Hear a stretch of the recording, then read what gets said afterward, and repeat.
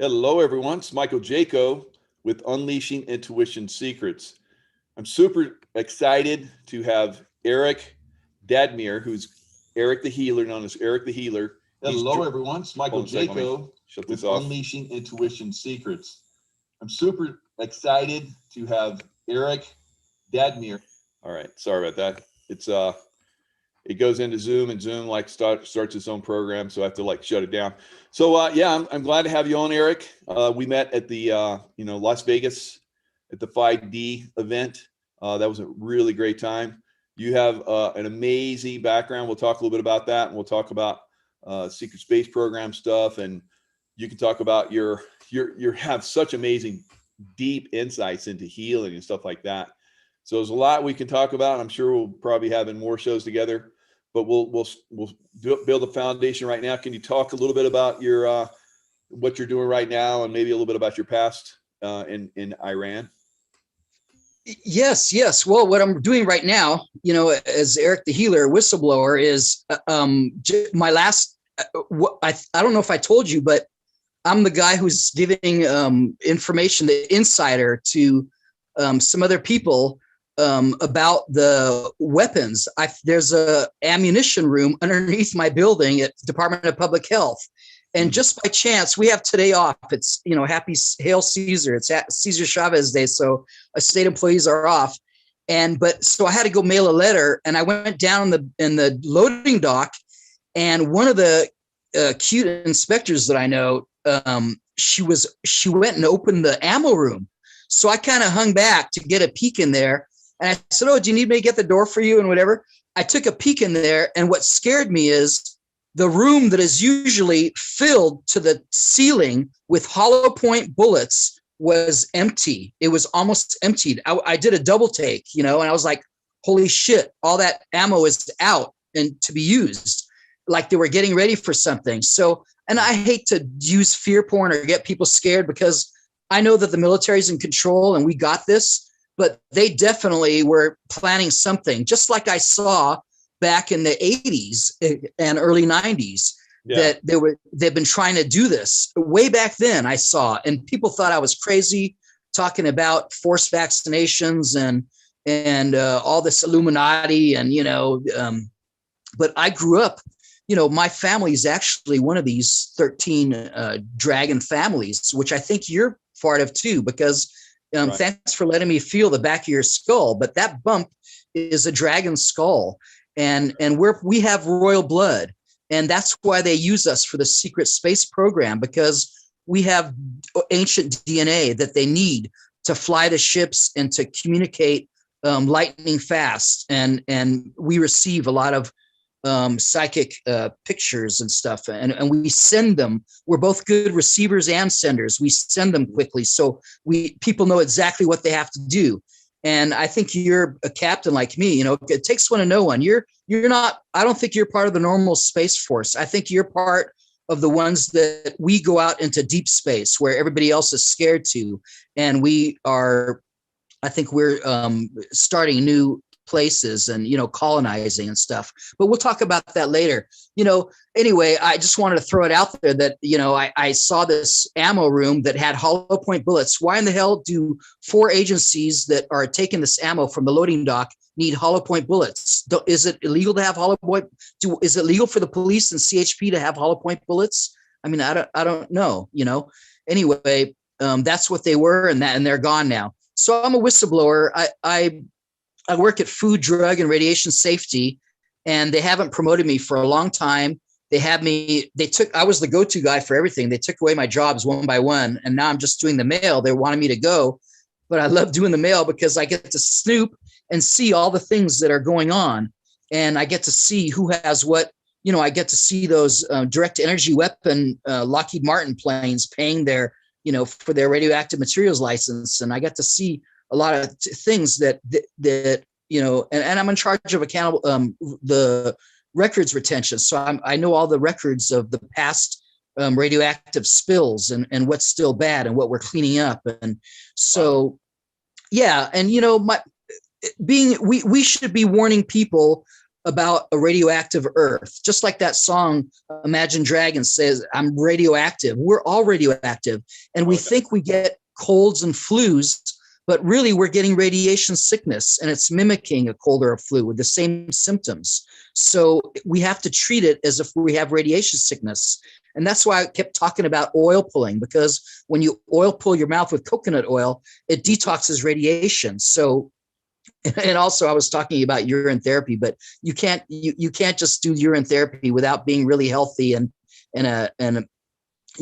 alkaline, So, but as you know, they tell the Marines you can live a week on your urine alone, and they tell the Secret Forces guys they can live a month on your urine alone. But the reality is you can live hundreds of years. That's how the Chinese live so long. But you have to be in a healthy state to use it. So that's what Dr. Robert Young was saying. It was really a treat having him, listening to him, wasn't it? Oh yeah, that guy's amazing. He really exposed a lot of stuff, stuff that we can't really talk about so much on this channel. Yeah, I've lost a channel already. I had over 200,000 subscribers, so rebuilding. Yeah. But we can drop little tidbits here and there. I think we do a pretty good job of that. And so we're flying. Amazing the stuff that you're disclosing even right now. So let's look at your lifetime when you're in Iran. I was born in Sacramento, and then my dad wanted me to meet my well, actually, before I was born, I hate to, I don't know how people are comfortable saying this, but my dad was having sex with my mom when I was in my mom's stomach. And it was bothering me being jabbed, with a penis, And I think that's how they make the multiple personalities, by terrorizing, kids and to make them into soldiers, super soldiers or whatever. But I remember being so pissed off. And when my dad went to sleep, I actually kicked him through my mom's stomach, and he kicked him out, and he fell out of bed. And my mom showed me the stomach. That's good. Yeah. And my mom showed me her stomach, and she said, really, you did that? And then when I was born, she said I was standing up, looking around, all the kids are sleeping in the infirmary. I was holding the side of the crib, and you could see the muscles of my neck, she said. And I was looking around, like, where am I? And so I don't know if I'm a walk-in but I know we're hybrid. But after this, I just wanted to throw that in before I was born. I just wanted to say I've been aware all my life and awake. And I have memories of being in the womb as well. That's see, that's what I wanted to hear from you. And then so we went to Iran, and I met my Iranian family, and it was very different because they use their eyes and body. They have eye management, and they have body language that I picked up on, and they talk with their eyes without saying things. And they're very intuitive with speaking. And there's a lot of sayings in the language that talks about these things and links it. So it was very educational to have perspective of a different culture that's completely different and coming from two diverse backgrounds. My mom being a full-blooded Norwegian, born and raised in Norway, and my dad being full-blooded Iranian, born and raised in Iran. So growing up there, when I was about, then we came back, and my sister was born in America. Then we went back to Iran. So I went there. Okay, so you went. That's what I want to get to. So yeah, you said you have memories of that they had a coup d'etat in Iran in 1953, where they took down. They did, and that was Dr. Motsadegh. Yeah, that's very interesting because I've been friends with the Zahedi family, and the Ardashir Zahedi was the general, and my uncle Abdul Reza Ansari was the Shah's right-hand man. And so I grew up going to embassy parties and meeting ambassadors from around the world, and actually sitting on Rothschild and Rockefeller laps and being pinched and all that, so I know exactly what they talk about when they say pedophiles and whatever. But growing up in Iran, Dr. Motsadegh, see, my friend's mom was the lady who went inside the house and got the gun from Dr. Mozarek, so he wouldn't, because his wife told her where the gun was, so that he wouldn't use it and get himself killed. So they took out a democratically elected president, Dr. Mozarek, and they put in the CIA puppet Shah. Okay, Right. but so he was a CIA puppet. What I wanted to share real quick is that I've been identified as being Mohammed. I can't pronounce it like you do. Mossadegh. So Mohammed yes. Reza Shah Pahlavi. Yes. So I've been identified as him. I mean, when I look at Mozarek, huh? Mozarek. You were, wow. Yeah. I mean, you can see the facial similarities. Yeah. You look at him. Oh my God. I never even, I can see it. Wow. Right. So, and it's funny too, because when I started driving, I used to be so pissed off about the gas prices. So all my life I've been like that. So of course the CIA and MI6 came in and took him out because that's what they want to control the oil, because he basically nationalized the oil industry. Yeah, that was the Anglo-Saxon petroleum that later became British petroleum. See, and it was a British rule. See, just like British rules, you know, that's why they say that the sun never sets in England, in the empire, because Britain owns all around the world. So the sun's always there, you know, and they are responsible for, they were getting 9 times more money than the Iranians were. So as soon as the Shah wanted to nationalize the oil and help the people, they had to take him out and put in, just like, see, we're warring with all the countries that don't have the Rothschild banking system. Right.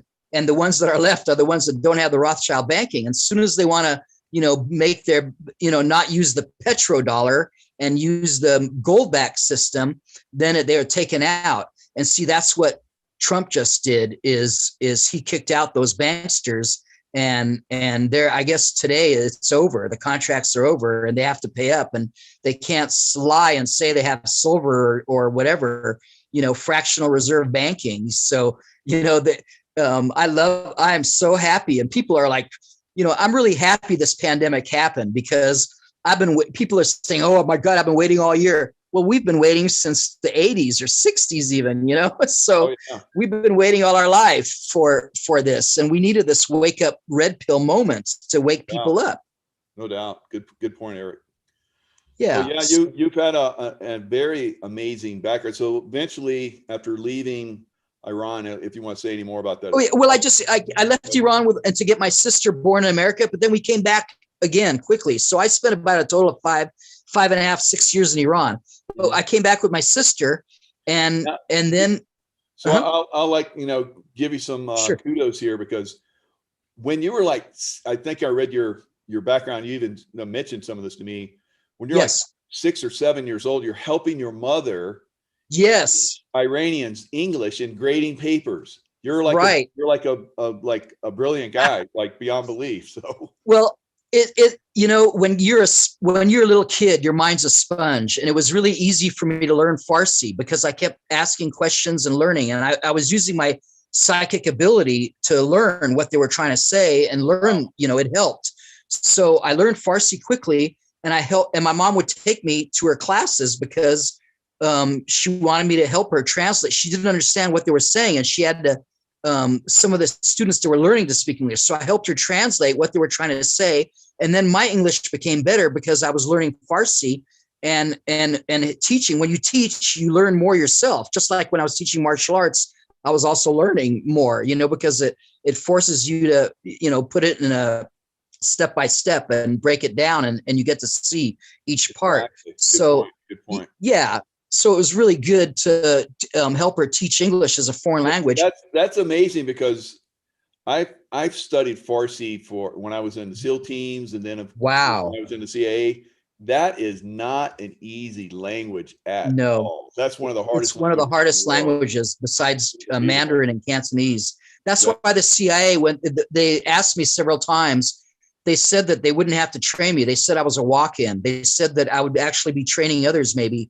And because they were so excited that I spoke Farsi, and even though I was illiterate, I couldn't read or write because I stopped learning Farsi in 2nd grade and studied only 3rd grade English. So because we're coming back to America, and they said you were, and then I studied martial arts at the Academy of Bruce Lee, started with Dan and Asano. So I was a gifted mixed martial artist, and I knew Farsi. They said we don't know why it's so hard to get Persian speaking people. So we're offering all these other people 75,000, but we're offering you 100,000.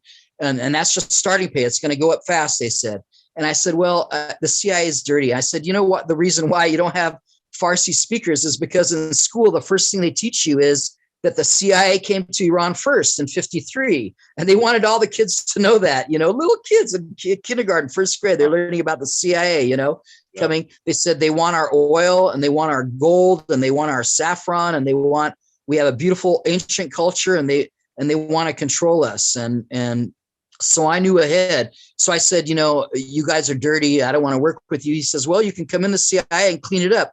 And I laughed. I said, yeah, I can also clean it up from out. It doesn't work. No. Yeah, I laughed. I said, and then I thought of something smart, being a smart ass. I said, can you smoke pot, marijuana? This was in the 80s now. Okay. I said, can you smoke pot in the CIA? They go, no, do you smoke pot? I said, I want you writing down there that that the CIA wants Eric smoking pot, it was, so that was funny. And I didn't, I, of course, like you, I heard you say what I did, I loved James Bond growing up and watching. I met all the James Bonds in real life. And I told them how much I loved them. I even met John Barry, who made the James Bond music. And John Barry was an excellent, he made many great songs. But I really loved that James Bond so much. And I wanted to be a secret agent. But I think that's why we both agreed to work as secret agents on the secret space program, because we have to agree on some level, so we love that agent stuff. But I love being underestimated all my life and laying low. And, my friends get famous and do things. And I'm just laying low and flying under the radar because they just took down my LinkedIn account for sharing too much. And when you told me you lost your accounts, I said, good, that means you're doing the right things, Yeah. But you can only do so much. And, and then you get hammered and you can't share as much. So you have to be you have to be like very James Bond, like, very secretive and move around in those areas. So you came back and eventually now you had an amazing, I guess we could call it almost a career at UCLA. You want to talk a little bit about that? Oh, wow. When I was in Sacramento, I came back to, when we came to Iran, we came back from Iran in 71. We went back to Sacramento and my friends came from all over the world to Sacramento too, instead of living in other places, because it was a good, cheap living and nice people. And then they found out that one of the teachers in my school, they said to my parents, Eric is kind of slow. He seems like, we need some extra teachers or something. And both my parents laughed and said, Eric teaches us. He takes people out and shows them, tours.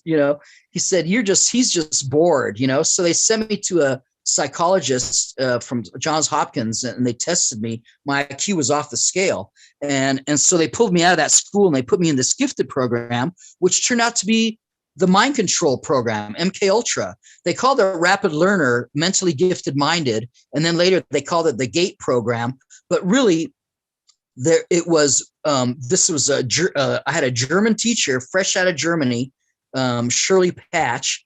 So we learned some German, but I didn't put it together back then that it was the Nazi, because MK is control for K, in German, mind control. They definitely were them, because they want the best minds. And I thought they wanted us, but they didn't want us. They wanted our DNA. We had a field trip to Stanford, SRL, Stanford Research Lab, which is also CIA. And they swabbed and took our DNA. And I didn't realize it at the time what they were going to use it for, but I knew. They were surprised that I knew back in the 70s that I knew they were taking our DNA. Yeah. They said, oh, you know what we're doing. I said, yeah, you're taking our DNA. Stanford probably has more people come from Stanford into the CIA than any other university.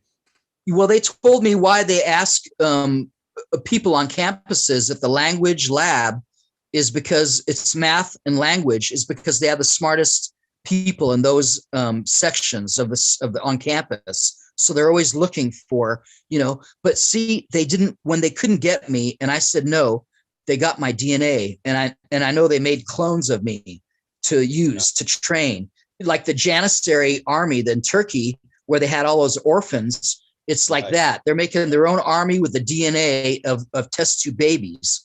And they wanted our DNA because, it's ancient and they got, but I'm glad they did that, because I know that whatever they're making of me, if I was God, I'd send a bunch of people like us down here, to kick ass and get right back to God, and you're kicking ass in the womb. You're like kicking your dad out of bed. So yeah, you're perfect martial artist, Yeah. So I'm telling you, we got big spirits, and I'm told you probably like me fly at night as a dragon, and because I've shocked some people, and friends have told me, the feedback of people who saw me at night, when they were awake with these other people, they saw me and they said, oh my God, we saw you. And then other people come up to me at these conferences that are spiritual, and they tell me, your dragon's right in my face, and then I was at Contact in the Desert, and this blood drinker came up to me and wanted to pay me. She started hyperventilating. You see, when people hyperventilate, when they get close to you, they're taking your energy and they're getting high on it and they're getting amped up. So you can see it. Also, you can see how far your bubble goes out I want you to pay attention to when people walk into I'm sure sometimes you're walking and then people come into your bubble and then they remember something and then they walk the opposite direction. I'm sure that happens to you a lot too, because we're the activation energy. We vibrate a high frequency. And when they get triggered, it helps them remember things. And then they go in the opposite direction because they forgot something or they remembered something to go get it. So you can see how far your bubble is by when people enter it and remember things. Yeah. And so I know that you get alerted. My bubble's pretty big. I know. So I get I know alerted you are. People have an intention to either talk to me or whatever. I can feel. I know real quick. Yep. Yeah. Well, that's what I was talking about. They have the saying in Farsi, they're hitting you with your eyes. They're hitting you with their eyes. Okay. But that means they're hitting you with your eyes. Whenever people looked at me, I quickly turned around and looked at them right in the eyes so fast that it scared them, like, oh my God, he got my brainwaves, and when I'm on my bicycle or when chicks are checking you out or whatever, you catch them checking you out right then at that second, that nanosecond, so it's kind of like the gun. Did you play cowboys? And I always like to be the Indian, but cowboys and the Indians, when you pull the gun and when the guy is fighting 5 guys with guns, you're really fighting one-on-one. You got to see who's shooting first and go get that guy and, go in the right order. Otherwise it gets you, so it's just like martial arts. You got to, you're fighting 5 guys at the same time. You got to see who's coming first and then deal with him and go from there. So, right. And yeah. Okay. So you're at UCLA. And, I was at UCLA and I was in the fine art department. The fine arts, and I was studying art history and filmmaking and producing and directing for film and television. And I started just to interrupt and see where we can take this. Do you have any memories of Hearst contributions or anything like that? I'm glad the number one tourist spot in California is Disneyland. The number 2 is the Hearst Castle. Right. Now, when you look close, when you look closely at these 2 places, it's not what it seems. It's hiding right under our nose. Mm-hmm. It's Tartaria. Okay. Just like all the Capitol buildings are Tartarian. That's antiquitech, antique technology that they built. They're and they repurposed and call it the Hearst Castle, but that's a crock of shit. And it's not, they didn't build Disneyland. Maybe they made some plastic molding on the outside, but some of those ancient castles are really ancient castles, and they just call them amusement park to make it like, it's amusement, No, those were real ancient places. And and you can tell by the underground, they're famous for having under that Matterhorn, for child trafficking. That they steal the kids, and they have a if you remote view under there, you can see they have tunnels and stuff, and where they take the kids. And they, of course, you have, when we were studying film, they showed all the sex symbolism and Disney. And so it's not what it seems. And what I like to say is, it's like when you lose your virginity and you come into the sexual world, and then you realize there was this underlying sexual innuendo all around the world that you never saw before because you were a virgin. And just like that, when you go out after you lose your virginity, you see a whole new, you understand all the sexual jokes now, and you see the under culture. Just that way is when I realized about Tartaria. It's my favorite topic of research, because if you want to figure out who we are, where we come from, what do we really have but our DNA and the megalithic structures that were left behind. And that's why I loved art history, is because that's where the secrets were preserved in the art. They usually burned the books and tried to hide the messages, but the art survived. And you could see the UFOs and the ships and the giants and the everything and the pictures and the art. And actually the technology for the art we don't have. We can laser print, just recently we can laser print real fine micro particles. And I think that's the way they did it, is they 3D printed those marble structures and 3D, and they because you cannot chisel marble without cracking it like that. It's impossible to get. Some of those marble statues are like see-through negligee, and you can see the erect nipples, and you can see, it's like you're really looking through the marble at the erect nipples. It's like, right. It's like, no way that is, how did they do that? So, and then they have a fishnet over, and it's like, how can you carve? It's impossible. I've had teachers stand on stage dumbfounded saying, I don't know how they did this. We cannot do this today. And it just goes on and on, where we see you go to these structures where we don't have the technology to lift one block with a crane. Our heaviest crane can't lift one block. So we know that there were giants. They were working in giant proportions. And see, everything started back in Iran. That's where they had the first government, and the first where they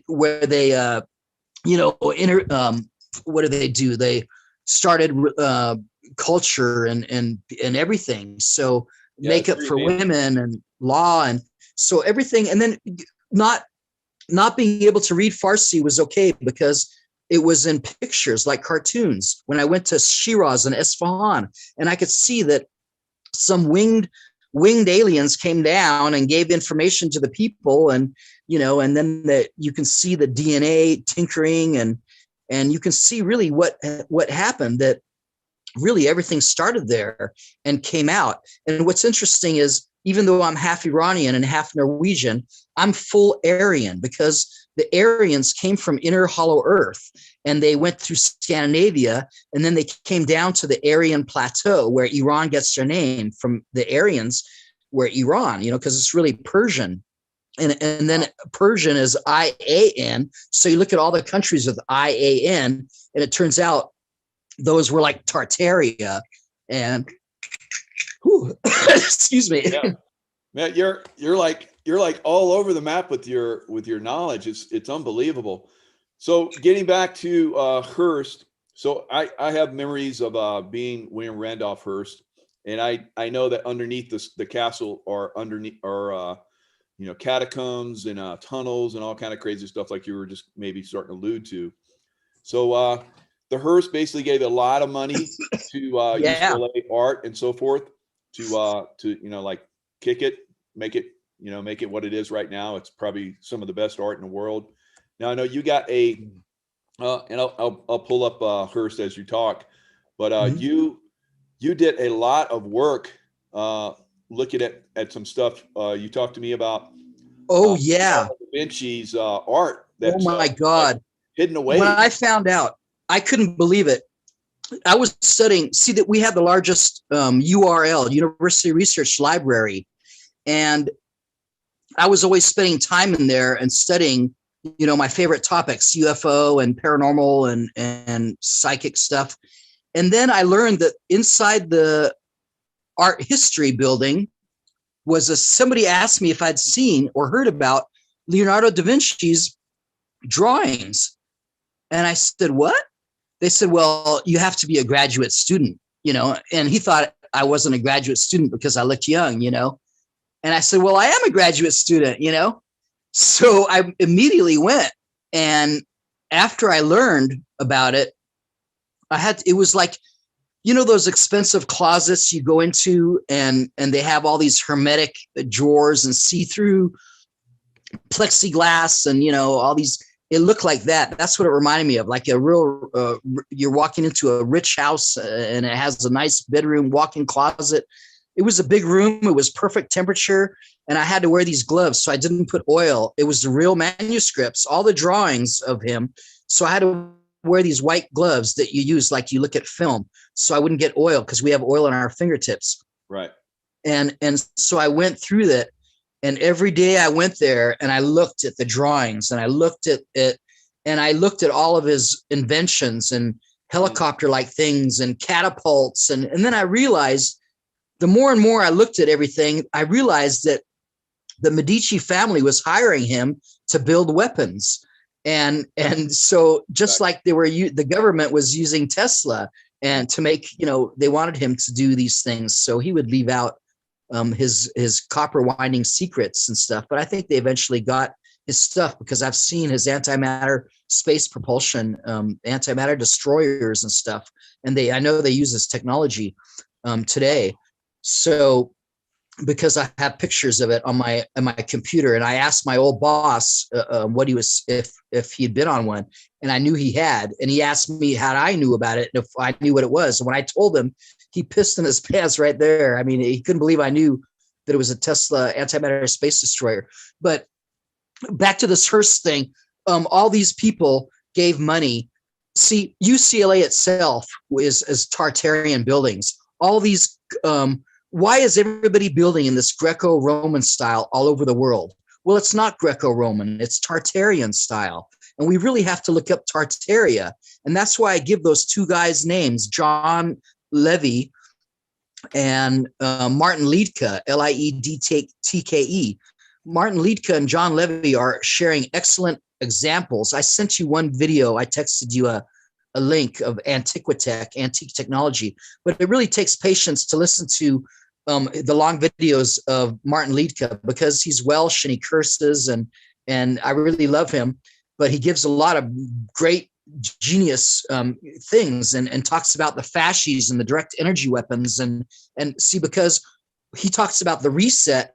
We are going through a reset, but we don't talk about it the way he does. He says that there's they've been doing many resets through, and it's because we're too many people and we're waking up too fast and we're hard to control, and they have to take out a bunch of us so we can start over again. And they repopulate with these orphanages and they slate the mind with this vaccination. It fries your mind. And they do the asteroids and comets come, and mud floods happen, and so all these things happen each time, and you can look in the stratification and the mud floods and how, see, our Capitol buildings, we're building doors into the second floor window, and because it's buried, the first story is buried, and all over the world you can dig out. See, I always thought that they made these buildings like Petra and the Ajunta caves, and I thought they carved them out of the mountain. But what really happened was it got mud flooded and they dug them out of the mountain, because usually when they dig into these houses, they're digging through the roof and then they climb into the house and then they find things and stuff. What they do is they build on top of it.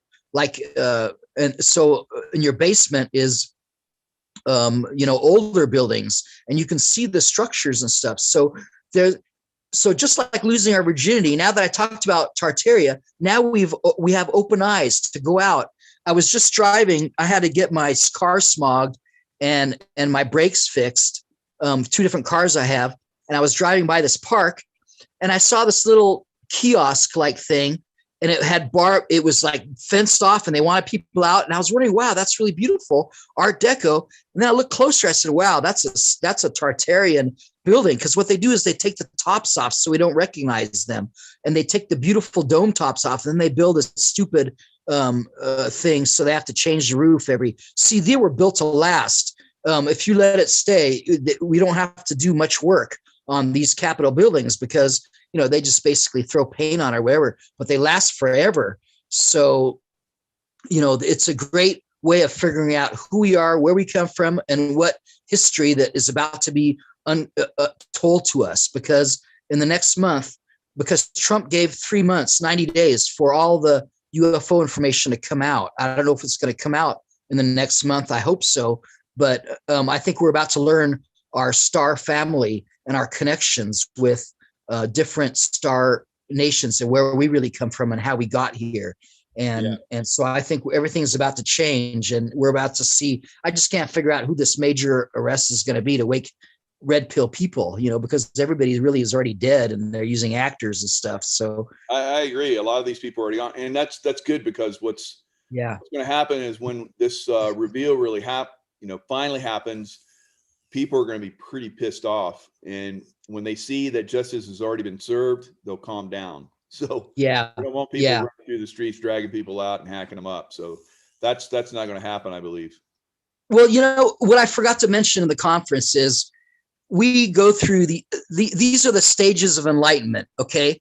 When we talk about our crazy shit, people ignore us. Okay. And then when they get tired of ignoring us, they laugh at us. And then after they laugh at us, then they get mad. They get mad and attack us. Right. But after that, the next step is they become enlightened.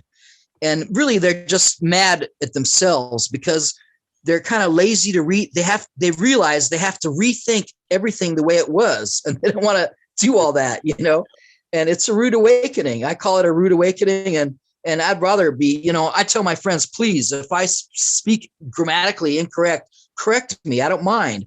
Some of my friends don't like to be corrected. I don't mind anytime. Step it up, speak up. We have to have no ego. We have to have, we have to be clowns and jokers. That's how I've survived so long. I call Eric the Healer a comedian superhero. Right, but you do have superpowers, no doubt about that.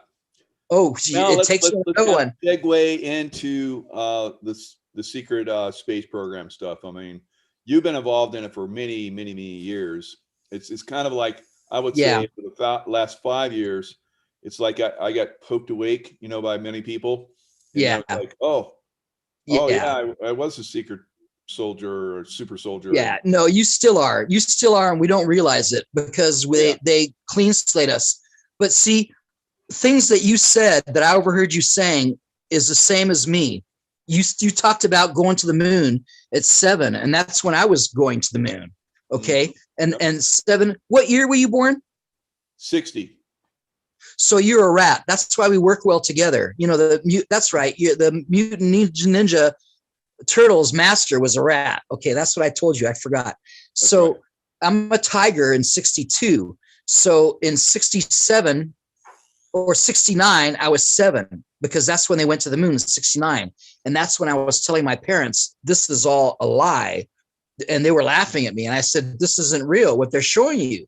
And I told them I was there. I saw how it is. It's not like this. They're lying. This is fake. And they laughed at me. That's incredible. And they told me, and they were laughing at me like I'm crazy or something, And then I said that I was flying, and they said, okay, show us. And so I tried to fly, and I couldn't get myself going, and they would just laugh at me. And so it was kind of frustrating. And so basically I spent the rest of my life trying to vindicate myself and get authenticated, But after my mom saw the video I made of Dr. That's bad. Dr. Ooch. Right. It looks like ouch, but it's Ooch. Right. Gotcha. Yeah. Well, the first night I met him, I didn't know who he was. He came up to me and he said, I know who you are, and, I'm not as popular as you, but, I'm Eric the Healer, and I'm kind of well known in the deep, whatever, in the circles.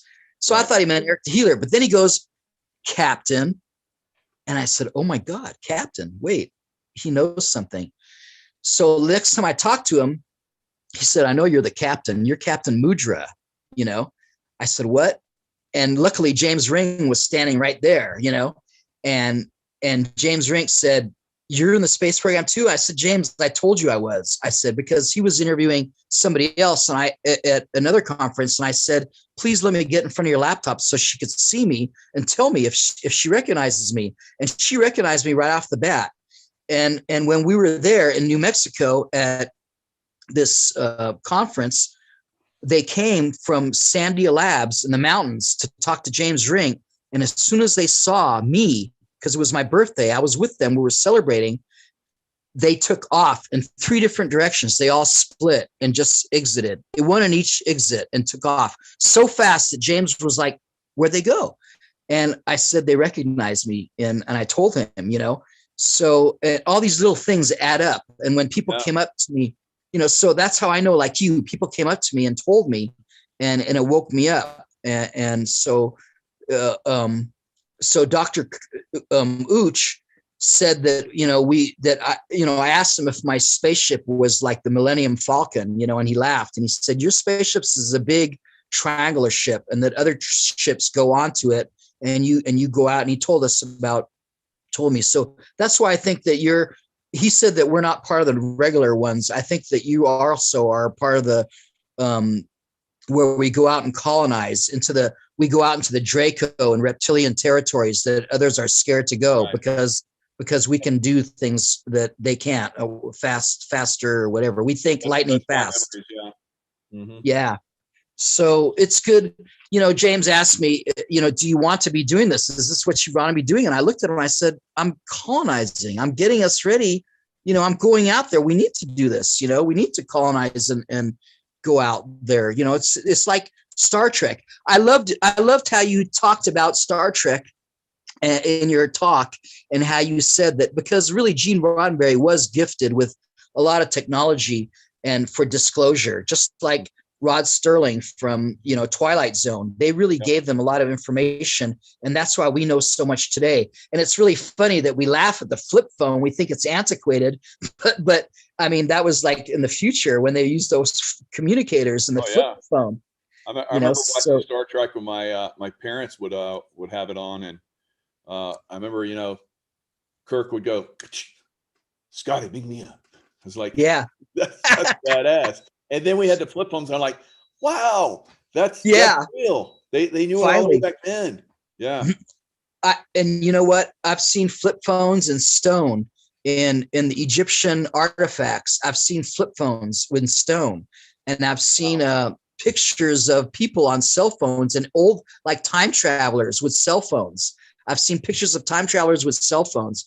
And so we borrowed, basically we borrowed the cell phone technology from the past or future, and they tinkered with it to make it, they put on the spyware afterwards, whatever they added.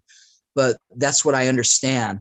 So, but basically the most powerful corporations in the world are the communications. And it's and all the logos in the world, the most powerful, they all have the rings of Saturn in them. And so it's all related. And we're going to see that really there's a signal coming from Saturn, and it's relayed through the moon, and that we've been under this, we've been hidden under this umbrella, and soon we're about to just be really free, because we don't realize how powerful we are and how much we can do, because people can achieve these states of consciousness that we go into. But by anybody can become a genius. China proved it. Anybody can become a genius. China proved it many times. Yeah. And so I look forward to. There's a lot of people that are waking up, to being super soldiers, and I think that, by us, talking about it, like we had some people at the conference that like just blew up, there's like, whoa, it's like, So you get exposed to this information, and then it starts to come through. And for some people, it's like initially, it can be traumatic because Right. it just completely rearranges your consciousness and what you imagined was reality. So that's why I think there's a lot of resistance, to the space force and, aliens and so forth, because it's going to be, like we talked about, it's been out there for a very, very, very long time. Yeah. Or been exposed to it, but they're like, oh, that's just fiction. And then and now they're starting to see over time, which is good, that it's not fiction. There's a lot of people coming out and talking about it. And that's the beauty, I think, of, for us, being in the secret space program, sharing that information now on the front edge of it, so that when it really is starting to be revealed, it's not such a shock to people. Exactly. And that's why they need us to have this disclosure and see the way, that monster movie, it's like that monster movie and the song they sing, the popular song, the boogeyman is real under our bed. Okay. And they're scared to admit the boogeyman is real. They don't want to go there. They're scared. And because they know that sometimes they wake up and they have maybe extra marks on their body or bruises they can't explain. Or they have a security infrared camera recording their body levitating and stuff. And, it's like, they're like, holy shit. And what's great is going to these, did you get contact from James Gilliland? I gave your phone number to him to contact you to do something. Not yet. Anyway, his ranch, he has it's like UFO Central there. Oh, yeah. And they use these military grade goggles. I think it's 4th generation now, maybe 5th or 6th for you. But they have this really high quality, you can see, and really what it is the infrared lens that you can see these things. And if you don't want to pay I can get them rebuilt for you from a friend of mine, Nick at Night, for a couple thousand, but really they're like 3,000-4,000. And what I tell people is go to a camera shop and buy filters for a lens, the infrared filters, and buy 2 of them and fashion yourself some glasses, like either weld a nose bridge or take a glue gun and glue it, but you can fashion yourself some like Elton John glasses with them and watch. And then you can see the UFOs for cheap, for less than $100. So, that's what you need to do to see them. And what's amazing is last time I went to his ranch, I didn't use the goggles and I saw the UFOs before they did with the goggles.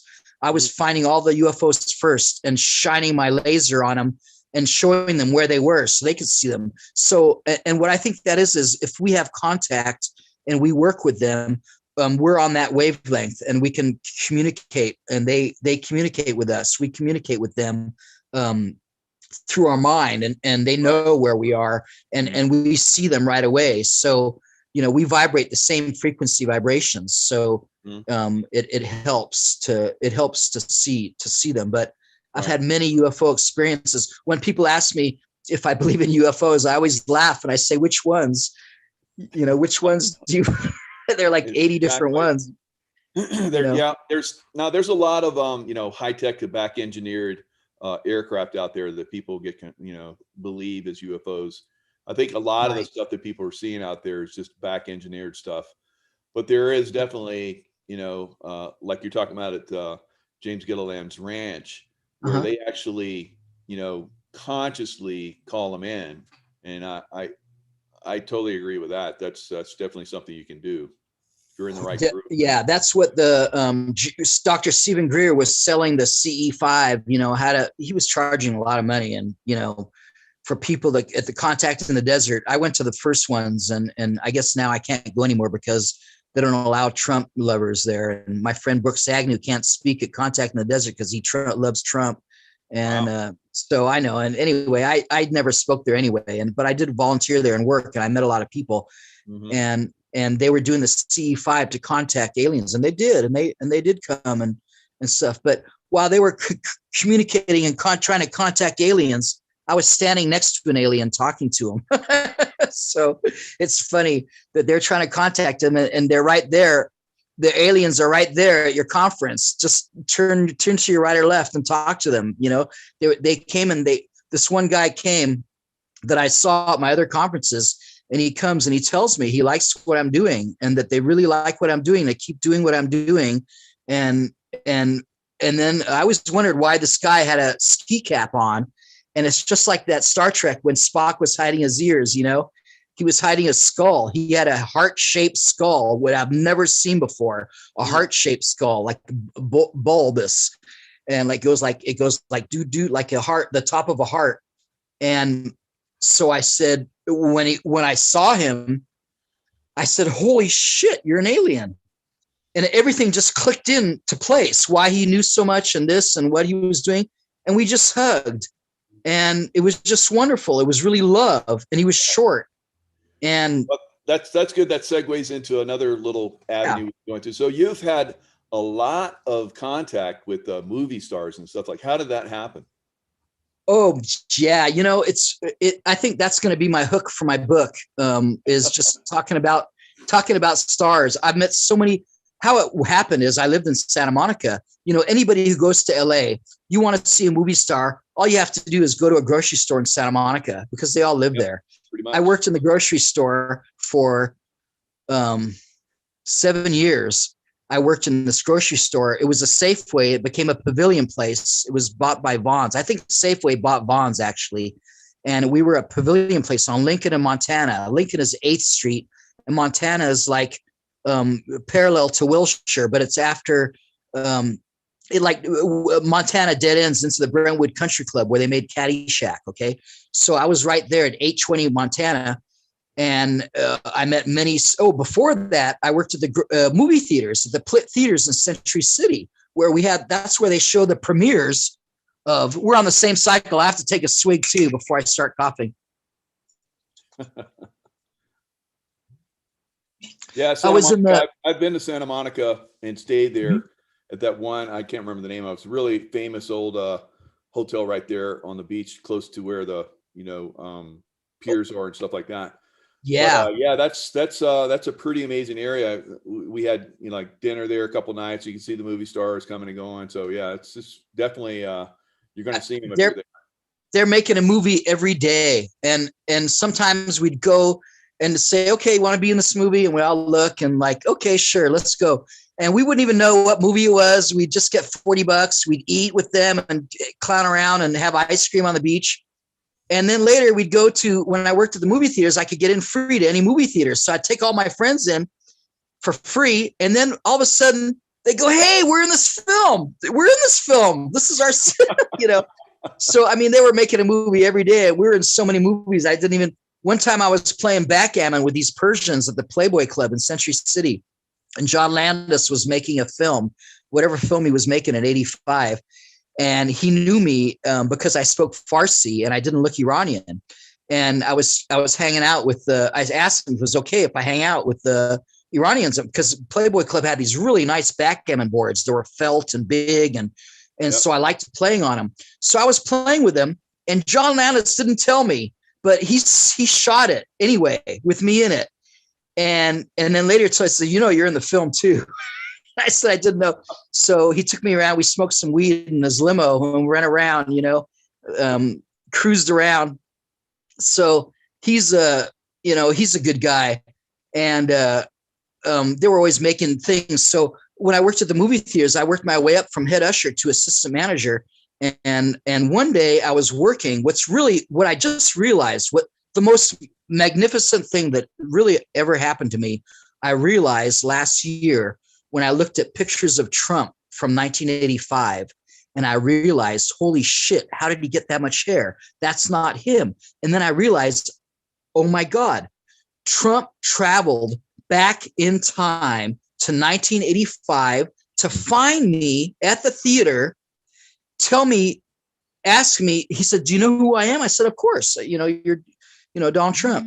And then I realized, and then he said, do you have time to talk? I said, sure, it's between movies. So we sat down on this, it was like an Ames nice museum chair and a black leather with chrome. and we talked for over an hour, and we talked about, he said he was going to become president and he was going to clean up all this mess. And I laughed. I said that I wanted to become president, but it was, but my metaphysical teachers told me it was a low level of consciousness. And he laughed and he said, I know, you're right. He said, but then he looked at me seriously and he said, but you know, we have to use these people to get where we're going. And that stuck in my head. And I told him, I said, okay, you do it your way and I'll do it my way. And then we'll meet afterwards and talk about it. So I can't wait till we get to, I know that he knows me. And so it threw me into this thinking of, oh my God. Now why did he actually contacted you in that way? Okay. He contacted me in that way is because I am the whistleblower. In 1992, I was working for the Small Business Administration for the government that worked with FEMA, the emergency management. And I was in charge of timekeeping first. And then I cleaned up the timekeeping and I was the fastest timekeeper and we won the award. We had to send our information to the National Finance Center in Georgia. And after I cleaned it up and won an award for being the fastest, whatever, they moved me into the other department so I could clean them up. So I went to make procurement and I was purchasing things. And then I made this check writing system so it'd make a check right away when we got something to send it to these people to buy, because whatever the disasters areas needed everything the night before, you know, they were always rushing. So I cleaned that up. Then they put me in accountable property where I had to count everything and keep track of the cell phones, the cars. I had like 14 GSA vehicles and change their oil and keep them clean. And then I had to count all these coffin liners and I had to track all these books. And what's a civilian inmate handbook? What the hell is a civilian inmate handbook? Why do we have these coffin liners? What are they? I mean, like stacks and rows and miles. And why do we need, are you expecting a big disaster? What is going on? Why do we have these empty prisons? There were only 4 disaster areas when I first started working. I think they have like 12 now or something. But all these disaster areas are connected with railroads.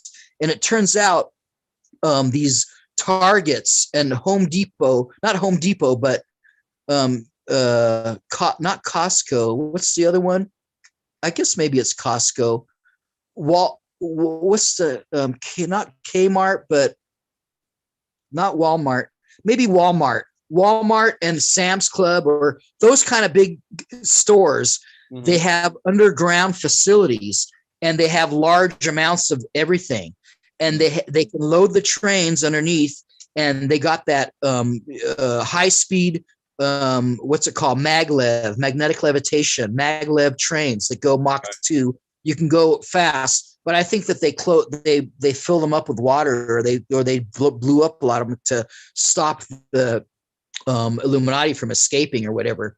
But they were the old Tartarian tunnels and stuff, I think, that they repurposed and used. So I was tracking all these things, and I kept asking my sweet boss, you know, what the hell are these things? Please ask the higher ups what these are for. What's a civilian inmate handbook? I was starting to get concerned. Well, they machine gunned her son to death and to shut her up. And I felt so bad. And I went to the funeral and I just told her, I am so sorry for asking these questions, because they machine gunned him at a ATM at Wells Fargo, and they didn't take money or anything. And it was definitely a hit, a mafia hit. And excuse me. So she looked at me and she said, Eric, be careful, protect yourself. You know, it's like, because they might come after me, because I don't know if she told them that I was asking all these questions, you know. So I was worried.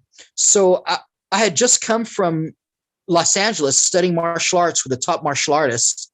And I wanted to go to the secret martial art camp where all the top martial artists go. I'm not going to say anymore because I like to keep it secret, but all the best martial artists and also actually mercenaries and stuff that you and I both know showed up there. And yep, I know what you're talking about. Yeah. Well, what I want to say is I went to this Thai boxing or not martial art camp, and I met Jesse Ventura, and I wanted to give this information out, what I was seeing, because I didn't know if I was going to be taken out. So I just wanted to pass along this information that I was concerned. And I sold it to him, and he bought it hook, line, and sinker. And he wanted to work with me. And that was in 92 or 93. But 2 years later, I told him, no, I'm going to stay with the government as a whistleblower and figure out more of what the hell's going on, because I don't like what I'm finding. And I believe there's a lot more that I have to uncover. So he went with Alex Jones 2 years later and brought that information out. So I knew that they were going to be doing these forced vaccinations. And a long time ago, they've been planning all these control things and chipping us and using this chip. You know, that was the mark of the beast. And see, that chip is in some kind of thing that goes in your arm, you know? So yeah, exactly. Yeah. So how long have you known about that? That's pretty impressive. Well, since the 80s and 90s, I knew I was never going to be forced. Really, the early 90s is when it all came together. Yeah. And so I was like, okay, I got to get this shit out. And so I was working for them as every 2 months or 90 days, they had me as a hire so they wouldn't have to pay me medical benefits. They extended me every 90 days. Every 3 months, they extended me so they wouldn't have to pay me medical care. And so I worked for them for 2 years until I had a girlfriend in personnel there. And I was hearing shit from her. And they saw that I was too powerful, getting too much information. And once they knew she was my girlfriend, they didn't renew me, you know, and also that they found out, I guess, that I was the one asking those questions. Mm-hmm. So from there, I went to, I became a teacher. I was a substitute teacher, but I worked in the herb store, but then I got into the state department of the Medi-Cal. I got into Medi-Cal, which turned out to be, I told them, I said, you know, that they weren't for healing people, and it was fixed, and the money, and, you know, Obamacare, I would always say Obama doesn't care, you know, and it's just it didn't add up, you know, what they were saying. The narrative didn't follow, and the procedures were bad, and to heal what they were doing. So then I went from there to food, drug, and radiation safety, and I wanted to get in there because I figured radioactive particles and radioactive stuff, that's what is the bombing. And I wanted to get in as close as I could to figure out what was going on. And so I got into there, and I've been there for about over 20 years. And it's just, they haven't promoted me when they learned that I was, you know, I was a whistleblower and I was speaking on stage and stuff. But I was told to lay low until 2012 happened. When 2012 happened, my spirit guide said, okay, we're in a new energy now, and it's safe now to speak. And so, you know, now you can go out. I was told to lay low all my life and not, you know, be out there, not put myself out there and to fly under the radar. And so I know the energy changed after 2012, and so I started speaking 2013 with Saeed. What's funny about Saeed is I didn't know that he was the same guy I kept meeting in the 80s at all these UFO conferences, because I met Bob Lazar and John Lear and all these Sean David Morton, and, you know, all these different people I met as a pioneers, speakers in the UFO movement. And because I wanted questions answered, and I wanted to know about UFOs and get this information out there, because my high school nominated me. I was voted the guy to greet the aliens when they landed, you know, and they thought I was crazy, you know, and it was kind of a joke, but I was really like proud of it and say, yes, you know. So that's how I met all these people is by living in Los Angeles and working at the place where they have the premieres, and then going to the grocery store where all the writers lived and the actors lived, and they came in and they remembered me from this grocery store. But I want to write my book, autobiography, and just use that as a hook, talking about the super, you know, the because I met the Dalai Lama too. The Dalai Lama, my neighbor in Santa Monica, invited him to come speak at the Santa Monica Civic Auditorium, and he could not. And then so they gave me front row tickets to go here and speak, but I couldn't get off. Nobody wanted to work the express lane, so I was looking at my watch and I was saying, "Shit, he's about to speak." Even though he was on the Time and People magazine as the man of the year, when he walked in the grocery store, it was Los Angeles, and people thought they were Hare Krishnas, even though they have the light yellow color. Oh, I love that story. So let me slow you down a little bit. So listen to this story. So you were going to go see the Dalai Lama speak, and I couldn't get off work to go see him because I was in the express lane, and nobody wants to work my position in the express lane. It was sucked, to express lane because it's so much work and fast and going all the time. So I missed it, and I was just standing there, and he was supposed to speak. Just when he was supposed to speak, he must have been late because I was looking and I was thinking, okay, he's about to start speaking, but it was just down the road, about 6 blocks away. But still, he came in to buy water and stuff, before he went to speak, and he came to my line directly without looking at anybody else. He came to me directly. I looked at my name tag; it was covered. After he goes, Eric. And I looked at my name tag. No way he could read my name tag from that far off. It was covered anyway by my smock. He goes, Eric, I heard you couldn't come and hear me speak. I came to see if you had any questions of me. And I was like blown away, like the Dalai Lama's coming to me. Now, was there like a list of names with pictures on it or anything like that he might have looked through? No way he could have known who I was without knowing who I was from before. Right. He knew who I was somehow, and I didn't know how. Don't you know when people know who you are? If when they meet you, they know you. They know you from somewhere. You're like, I'm sorry, I don't know you. Where do you know me from? I have that often. Yeah.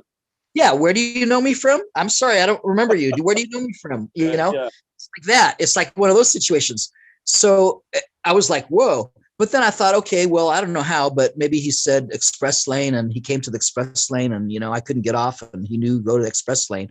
So, but then I go, yes, I got questions. I said, is there a hollow earth? That was my first question. And he goes, yes, Shambhala. How did you know? And I said, well, your friend Tuesday Lobsong talks about it in his book. He says, yes, he does. He does talk about it in his book. And then I asked him, is there true that you have a cave where you have a bank of seeds from all over, the world? And it's like, so you would be able to restart the planet and whatever. He said, yes.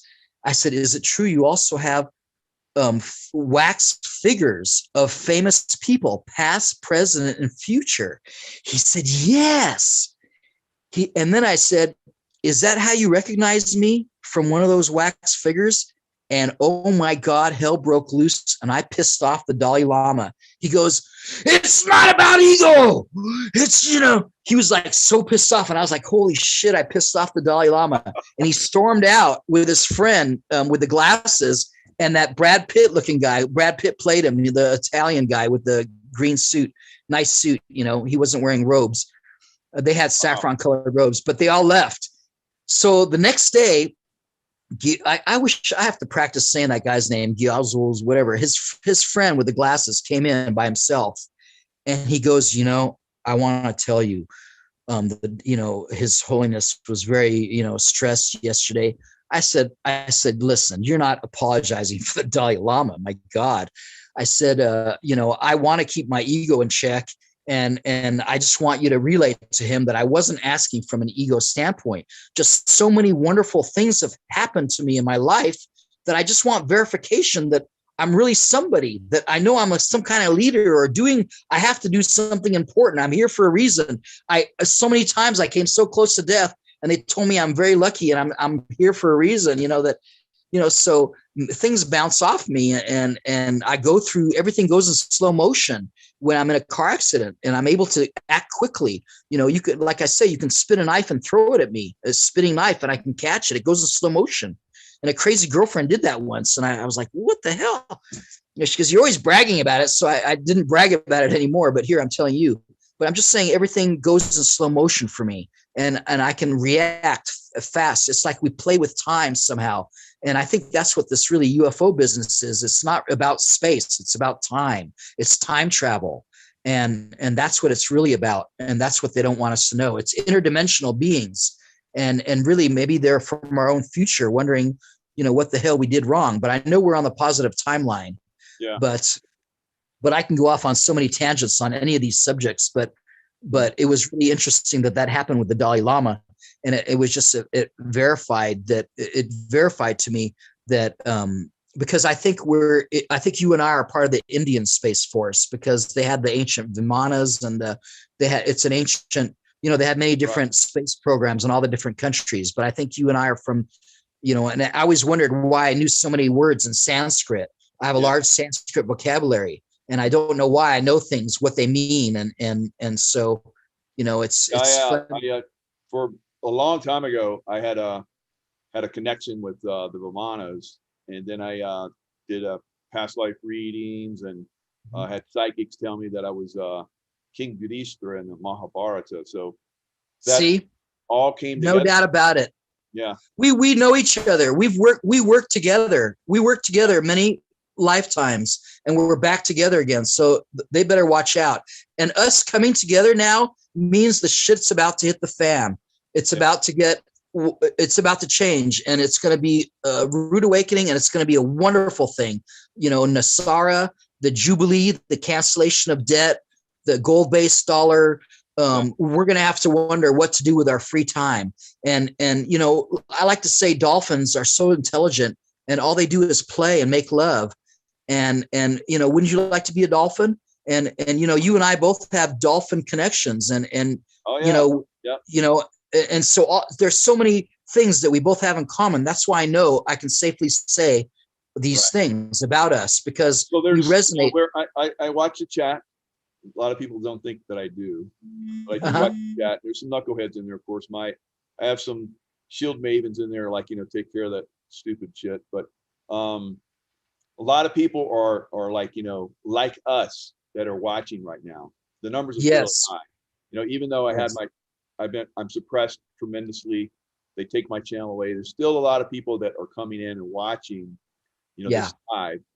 They're also part of this, raising consciousness, connections, just like what we're talking about right now. The connections are extremely important going forward. It is. See, we have a network. We have a core network, a group of people, and really, it's like activation energy, and it really spreads. It goes out like wildfire. We don't need a large group, and we get out the information. And when you lose your channel, those people are going to hunt you down and find you where you open up again. Okay. And it's just going to reconnect and burst again. Just like I restarted a new channel, a new profile on LinkedIn. I lost my 16,000 friends on LinkedIn. I went up to 4,000 quickly, and I have 5,000 max on Facebook. I'm sure you do too. But I'm not going to be like my other friends. I think Laura Eisenhower made two different, she was had a couple of them going, and she has so many. I don't want to do that. I made another, I have an Eric the Healer page, but I just want to keep 5,000. And see, I'm so happy the pandemic happened, because I got to weed out a lot of people that were, not on the same page as us, and they'll get it later, they'll get it later. They'll understand, or not everybody will make the shift either. So no, of course not. I've been saying it for a while too. Good. Yeah. So, and when I told my dad, I said, maybe, I was trying to get my dad not to take the jab and stuff. And so, I'll just stop right there. I don't want to say too much. So anyway, it's good to resonate and speak with people who speak the language. Now let's go into a little bit why you're called Eric the Healer. Now, you have worked for the state of California for a while, and you have done some good things, but they, like you're talking about, have suppressed the crap out of you to the point where most people would have gone away a long time ago, but you're still in there, still doing your thing. Tell us a little bit about that. They wanted me to go. They thought me just doing the mail, I'm eventually going to go and try to make more money elsewhere. But amazingly, I always got the money I needed, amount I needed. Yeah. So, that's the way it worked. I'm going to go grab a charger I'm walking around to get a charger to plug into my phone. I want everybody to know that this is standard operating procedure for federal governments, where you start to press on them to disclose. Right. Because this happened to me when last year or so in the CIA. They pressed on me hard, trying to get me to go away. I stayed until it was just like, there's no way I could go forward anymore. So, yeah. And when I left, after having been, 35 years in the SEAL teams and the CIA, knowing that now they're going to come after me, that was right. pretty challenging, going forward. It took me a while to overcome all that. They basically came at me and destroyed my life. So when anyone is still involved and still working within a system that we know that is extremely corrupt, you got to give them a lot of credit. So I give you a lot of credit, Eric. Thanks a lot. Oh, thank you. I really appreciate that. And when people say no, to me, it means go. It means it just makes me stronger, just like right. you. It just to prove that we can do it. They say, well, it's never been done. I say, oh, good. Because it's just like my friends when we saw that they were closed. These movies we wanted to see, they were sold out. And I said, no, stop. Don't think negatively. We're going in and we're going to watch this movie. Okay. It's sold out to the others, but not to us. Okay. We're going in. And sure enough, I would get us all in and they wouldn't be able to believe it. And I said, well, that's why you fail. Just like Yoda said, that's why you fail, is because you thought negatively. You have to believe and visualize yourself, whatever you want. And whenever I've prayed for whatever I've wanted and I've prayed for it, I've received it. And I always save prayer for the last, desperate situations, but every prayer has been answered quickly. Just like when John Popek was missing from our conference, I did a prayer at our conference. As soon as I did the prayer, he walked in and everybody was like, whoa. And I said, see, always your prayers are answered. And so it's good to believe in yourself and do these things. And you have to speak out, because that's how we inspire people. And we get out this information, because one person telling two friends, and they tell two friends, it becomes 4, then 8, then 16, 32, 64, 128, 256. And then you're getting into the 432. Okay. And see, that's the doubling Fibonacci sequence where it spirals out and exponentially. So even though we have a few people, our information gets out. I am the guy in the grocery store who kept saying, excellent, excellent. So these writers put in Bill and Ted's Excellent Adventure. Okay. Because I kept saying excellent. My friend said, no, that's bullshit. You didn't say that. I said, okay, what about my French fries on the burgers? I kept putting French fries in my burgers and French fries in my burritos, and they didn't know my name. So they called it the California Kid style. Okay. I was the California Kid. I was the one who was putting French fries in my burritos, because in Iran, they have potatoes and meat and they mix them together, a côtelette, and it's like a hamburger, and it's so good. You can eat it cold or hot. And instead of putting parsley, I put cilantro. And instead of mixing lamb and beef, I was using lamb and turkey, I think. But anyway, it's really delicious. I'm vegetarian now, or flexitarian. I eat meat just like you. I'm a foodie, and if I'm given a filet mignon, I'm not going to turn it down, But that was pretty good. Our filet mignon, huh? So yeah, it was. I'm a foodie like you. So, but as I'm drooling on myself, but and I'm glad I got to make waffles, and you tasted my waffles. Yeah, that was beautiful. That was amazing. Tell everyone real quick your waffle ingredients. That's unbelievable. Oh, my waffle recipe. I've been playing with this recipe for 30, 40 years, maybe. I start out with mashing a banana with a fork. Then I used to add eggs, but after our speech with Dr. Robert Young, I'm not using eggs. And after the conference, but I put cinnamon, vanilla. I buy the highest quality cinnamon, the highest quality, vanilla, Madagascar bourbon. Mhm. And then I buy cardamom. Cardamom is a spice used by both Iranians and Norwegians. So I use cardamom. And then I use almond milk and almond flour. So it's not wheat flour. So it's gluten-free. Mm-hmm. And then I use coconut oil. Or no, I don't. Sometimes I put a little coconut oil in there, but actually I use butter to grease the pan. And so we got those. And then I bought those strawberries. I meant to give those strawberries to the conference, but I left them in the fridge. Luckily, I left those strawberries in the fridge for the conference. So when we're leaving, I said, oh shit, I forgot the strawberries. So luckily I brought them to have them with us for the waffles. And Dr. Sandra washed them and sliced them up. That was nice to have fresh strawberries on there with maple syrup and butter. And yeah, that was good. All right. So that was a nice little detour. Let's go back to it was. I'm looking at my shopping list to make sure. Good food is healing, definitely. It is. I'm looking at my shopping list to see if it talked about all the things I wanted to, just like you said, meeting all these people. I wanted to talk about one guy I met, John Williams, who made the music for Star Wars.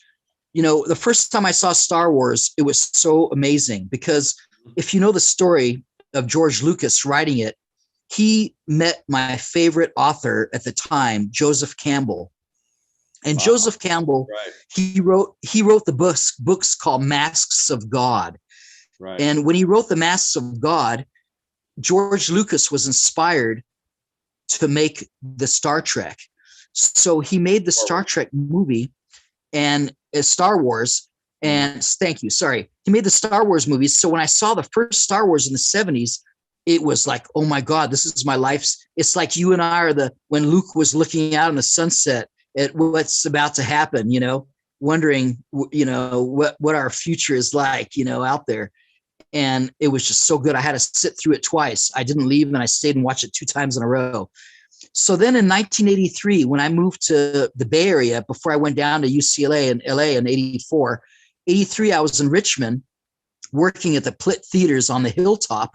And we were the only 70 millimeter theater around. So one day I was the head usher. One day George Lucas walks up and he says, you guys are the only 70 millimeter theater around here. And we just finished making a Star Wars movie. Do you know about Star Wars? We just finished making The Return of the Jedi. And we'd like to use your theater and see it. And you guys can watch it with us. We want to see it for the first time. So I got to watch Return of the Jedi with George Lucas and all the people in the film. And the energy in that theater was like, wow. And I felt like, oh my God. And the music, we had the best speakers and it was just blasting awesome.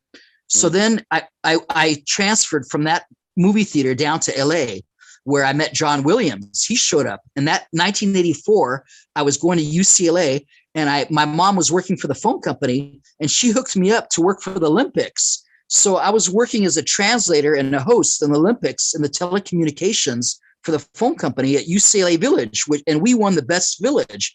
So it was all, so John Williams came and he played music in the USC Coliseum at the LA Coliseum. So when we were playing at the height of his concert, a big UFO mothership came and like didn't land, but hovered just above the stadium. So it like covered the stadium.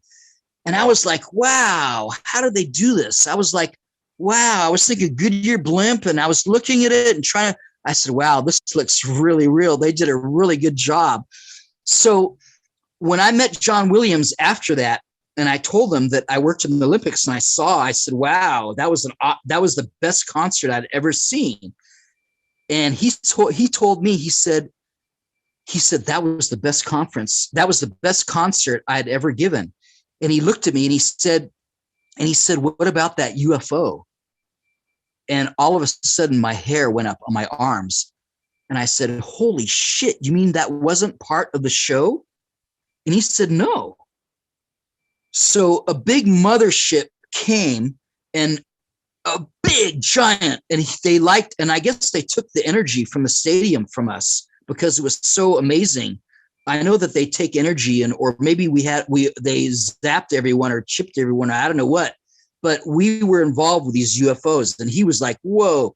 And so he verified for me that was a weird experience. And that was really magical, and also meeting Trump and talking to him at that same theater the next year, in '85, and then just realizing last year was him, because it gives credence to the fact that this guy is not a normal being. Trump is a divine being he's a space guy, and he's got, he's working with higher beings, and they came to him to ask him to do this sting operation to bring down this deep state cabal. And we're about to wake up to this information, but it's all said and done, and they want to make sure they tie all the loose ends. And I guess they didn't want a civil war, and they didn't want our money to be worth nothing in our pockets. So they had to do it just this right way. And I can't wait to reconnect, because I'm not, my dad, when I told him the story yesterday or 2 days ago, my dad says, "Why are you making up the story? Why are you lying?" And I said, "Dad, I'm not lying. I don't care if you believe me or not. This is the truth. This has really happened. Okay." And he says, "Oh, the Trump is an asshole." And I said, "Dad, this is what the media portrays him that way. He's not. He's a great guy. I met him, and so I know that there's something going on, and he's coming back, and he never left, and we're going to see all these things soon." So I just wanted to throw that out there. And so did I answer all the other questions? I know I bounce around a lot. It's fun talking to you about all these different things. Yeah, you're tying it all together. I know you're like me. You get off track and start to going down crazy rabbit holes. But yeah. Before we end, let's we'll talk about your stuff in a minute. But let's give them a little something on the healing. What if you were good? Because I was about to make the same suggestion. Okay, good. The first thing I say is to realize that what Dr. Robert Young told us is that there is no such thing as disease. It's all symptoms of being acidic. So we have to get alkaline. And the website is dr for Dr. robertyoung.com to get alkaline. It's as simple as taking as 4 salts. And you can get these things cheaply on your own. You can make sodium bicarbonate and drink it at night, and get alkaline. And that's what's really curing these people, when they flush the lemon juice. You have to drink lemon juice to get alkaline, because it converts to alkalinity in your stomach. But really, it's good. Our stomach produces these sodium bicarbonates, and he's a genius. I really loved listening to him. So that's the first thing I want to say is get alkaline. The second thing I want to say is detox, detox, detox. Always be detoxing. We have parasites. Everybody has parasites. We don't realize it. And we have to get rid of our parasites. And a good way to do it is to eat. See, in Iran, they always did things naturally without, knowing, like they would eat pumpkin seeds to get rid of parasites. So what you got to do is I get a little coffee grinder, the mini one, and I get some pumpkin seeds and I put them in the coffee grinder. And then I put that powder on my cereal or on my oatmeal. And that goes and kills the parasites, and it comes out in our stool. So it kills. And also, if your dog is dragging the butt and has parasites, worms, you can make sure that there's no salt, because dogs don't perspire like we do. They can't have salt or onions or chocolate.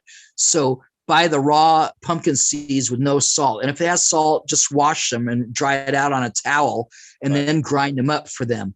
Good. And that'll get rid of their parasite. On the pumpkin seeds, this is something I just learned myself. Yes. It has the highest amount of protein of almost anything else. It's good protein. And see, all these plant proteins at our body temperature, they're liquid. But when you eat meat fat is solid at our body temperature. That's why it clogs our heart and clogs our arteries, is because at our body temperature, it's still solid. You need a higher heat to melt that fat. So that's why you want to be plant-based. Plus, our intestine is too long to be meat eaters. They get stuck in the fold. So if there's a Trader Joe's around you or a health food store, you find psyllium, Psyllium. Psyllium, it comes from, I think, the rice husk. It goes, you put a tablespoon in a glass of juice and it puffs up and it becomes like thick oatmeal. And you drink that and you flush it down later through with water. And it goes through and it pushes all those mucoids and mucus and scrapes the lining and gets all that shit out of you. And your skin gets shining, and just like when you oil pulling detoxes radiation, reverses cavities, corrects your gum line. Oil pulling, you recommend coconut oil? What Yes, I recommend coconut oil because it's easily found and it's cheaper, and coconut water can be put in an IV in your arm. Mm-hmm. It's one of the things that can be, so it works well with our body. So I trust it the most. And if you put it in your hair, I can use it for massage. You can put it in your hair. If you have an eye infection, you can put it in your eye. And when my dogs get goopy eye, I just take coconut oil and I get their eyes wet with the coconut oil, and it's gone right away. It goes away. Yeah. Because I take a tablespoon of that every day. It's very, very, very good. I want you to up that to 2 or 3. Okay. I was actually doing 2. That's good. I wasn't sure if I was doing the right thing. You'll notice. Yeah. You're supposed to do 3 normally and 4 if you have a dementia. If you have a relative that's to have dementia, they need 4 tablespoons a day. But 3 is good. Okay. 3 is good, and it really helps you because we're all dry of oils. We don't realize it. That's what we need is oil in our system. And olive oil, that's a nice way to burn our stomach fat from being foodies. We need to take a shot glass of olive oil at night. That's what I learned from working with Stephen Gundry. Dr. Stephen Gundry has the best video on learning about your microbiome and the Shikimate barrier, because people don't realize. Good. I love his work. Yeah, definitely. Yeah. Well, they don't realize. Olive oil would you recommend? You have to buy the best cold pressed virgin, extra virgin olive oil. Do not cook with olive oil. Only put olive oil after your food gets cooler than 118 degrees. Because if your food is hotter than 118 degrees, it kills the beneficial enzymes, and it's technically not raw anymore. So really, we should be eating raw food. That's how, when I met Dr. Gerson's daughter, Josephine, she said, her cancer cure was simply a raw food diet.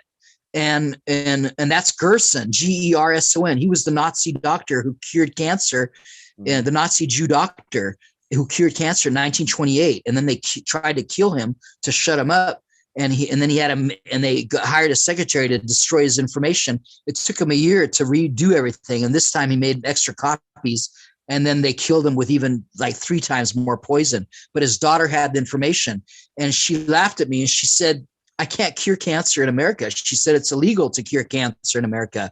She said you can only use chemotherapy or radiation or surgery, but now we can use marijuana oil too legally, which is the only one that really works legally.